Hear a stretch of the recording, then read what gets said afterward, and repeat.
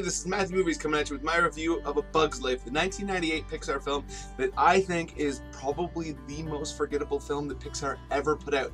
Do not get me wrong, I do not think that this is the worst movie that they've put out. I think there are movies that they put out that were far more disappointing and that I will review in the coming weeks. But I find this movie to be one that, when you think about Pixar, oftentimes will completely slip your mind. And I think that's largely because it feels like any studio could have put it out. Like I could have seen Pixar do it, I guess. I could have seen DreamWorks, and there's so many companies I think could have made this. And now, if the other ones had made it, I don't think it would have been as good. I think they did a marvelous job on the casting, and the story is very well told for sure. But I don't feel like this is as unique as their other stuff. Where, like most Pixar movies, I feel like were ones that only Pixar could have been responsible for. Whereas this, I do not think that's the case. The story of a bunch of bugs that are basically trying to fight off this horde of other bugs that are trying to kill them. I think the key factor in this is the characters that they were able to create, and I find that a lot of them are relatively forgettable personally. I mean, there's definitely some more entertaining people that they were able, not people, but bugs that they were able to create and bring to the screen for sure. There's some that I when I look back on them, when I remember them, put a big smile on my face, but there's others that I feel like were pretty weak. And personally, I'd say the best example of that are the two main characters, which are Flick and Hopper, the ant and grasshopper. No, sorry, not Hopper. Obviously, I'm looking at it here because, again, I find them to be relatively forgettable. Flip and Ada, the ant leaders of this crew, who I just think really just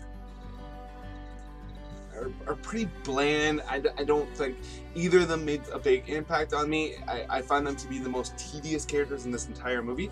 I don't think they're bad by any imagination. They're thoroughly watchable. You do kind of come to care about them by the end of the film, but I just don't feel like they made much of an impact on me and on most people that I've ever spoken to. I feel like there are much better supporting characters, and the villain Hopper, the grasshopper that I mentioned earlier, which I don't know how I got that confused, but hey, what are you gonna do? The villain that is voiced by Kevin Spacey, I think, is definitely one of the standouts here. I think that he created a real danger to him in an animated film. I find that to be remarkable. A lot of times when you have these villains, you're just like, they're not gonna do much of anything. They're gonna be kind of cool to see. I find that Disney, for the most part, has been the company that has been most effective at creating compelling villains, but I think that Hopper actually is one of the most compelling Pixar villains by far, and I think that is quite the achievement for this film, and I feel like he's a character that doesn't get the credit he deserves because, again, this movie, I feel, it is pretty forgettable. Then you have, I'm looking at it right here, the plump German caterpillar that longs to be a butterfly that they speak of. I just find that Heimlich is one of the most, entertaining and compelling, and a character that you just completely invest in. He makes you laugh. He makes you fall in love with him. I feel like if I was going to get any character from this movie for a toy for my daughter, it would probably be Heimlich.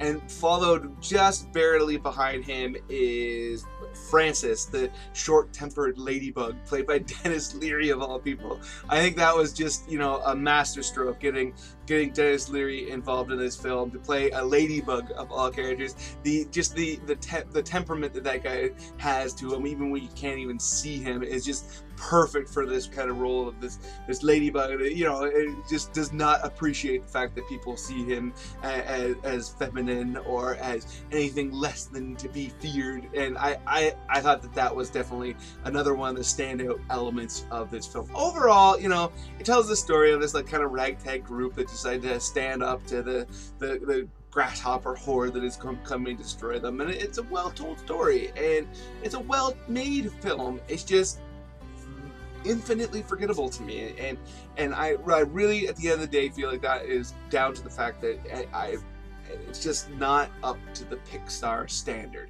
and unfortunately that seems to be happening a little bit more lately with the Pixar films. But you know, this was the second movie put out by them, and I'm very, very glad that it was not basically they went above this in their following films, because I still to this day feel like they've made some of the best animated movies ever, and it's so rad that they were able to exceed this.